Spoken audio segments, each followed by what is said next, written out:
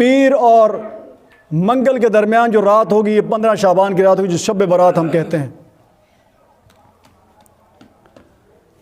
سب سے پہلے اس کی جتنی فضیلتیں ملتی ہیں وہ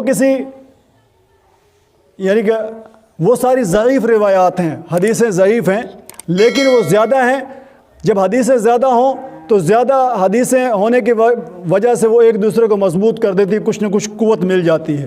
لہٰذا حدیثوں کی وجہ سے شعبان کی فضیلت، 15 شعبان یا شب برات کی فضیلت ثابت ہے، لیکن اس میں جو ہم نے رواج بنائے ہیں، صلاۃ تسبیح پڑھنا اور یہ کرنا اور دیگیں اتارنا اور حلوے بنانا اور پٹاخے چلانا، یہ سارے اپنے پاس سے بنائے ہوئی چیزیں ہیں، شریعت میں اس کا کہیں نام و نشان نہیں ملتا۔ عبادت ہے یعنی اس کی فضیلت ہے، اس کی فضیلت کا بالکل انکار کر دینا یہ بھی ٹھیک نہیں ہے، اور اپنے پاس سے نئے نئے وظیفے اور 15 شعبان کو نفل کیسے پڑھنے ہیں، اس پہلی رکعت میں یہ پڑھنا، دوسری میں یہ پڑھنا ہے، اور صلاۃ تسبیح باقاعدہ اہتمام کرنا اس کے جماعت کے ساتھ، یہ ساری چیزیں اپنے پاس سے بنائے رسم و رواج ہیں۔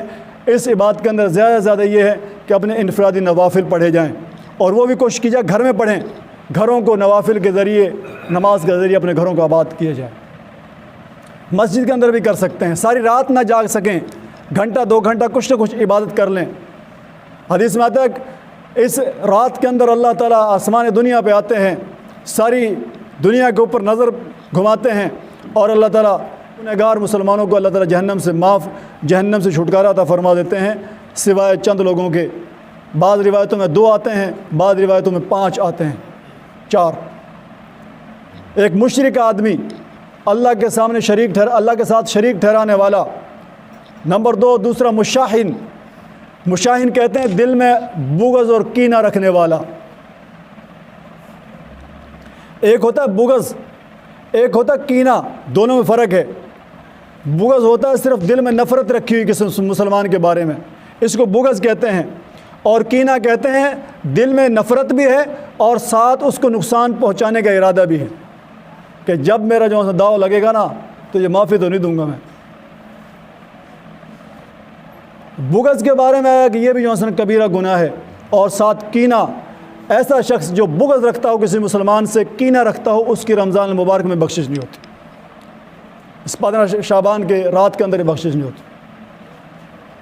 اور بعض روایتوں میں مدمن الخمر، شراب کا عادی، اس کی بخشش نہیں ہوتی۔ والدین کے نافرمان، جو اپنے والدین کا، ایک ہوتا ہے چھوٹی موٹی جو سی نافرمانیاں چلتی رہتی ہیں جو معاشرے میں، اس سے مراد یہ نہیں ہے، اس سے مراد وہ ہے اکا والدی، اس نے اپنے والدین کے دلوں کو ٹکڑے ٹکڑے کر رکھا ہو نافرمانی کی وجہ سے، یعنی اس سے بالکل بیزار اور تنگ آ چکے ہوں، ایسے شخص کے بارے میں کہ اللہ تعالیٰ اس کی بخشش نہیں فرماتا۔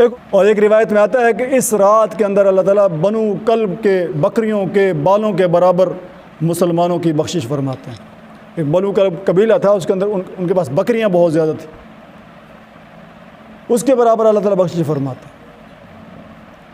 تو اس رات کے اندر کچھ نہ کچھ عبادت کر لیں، ساری رات نہ صحیح، گھنٹہ 2 گھنٹہ۔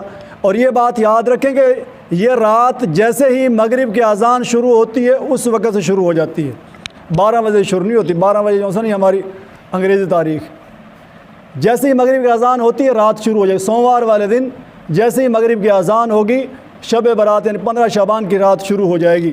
آپ مغرب سے عشاء تک بھی عبادت میں گزار سکتے ہیں، عشاء سے گھنٹہ 2 گھنٹہ اور بھی لیٹ عبادت کر سکتے ہیں، اور اگلے دن آپ روزہ بھی رکھ سکتے ہیں، لیکن خاص یہ شب برات کا روزہ نہیں ہے کہ خاص اللہ کے نبی نے صرف شب برات کا ہی روزہ رکھا ہو۔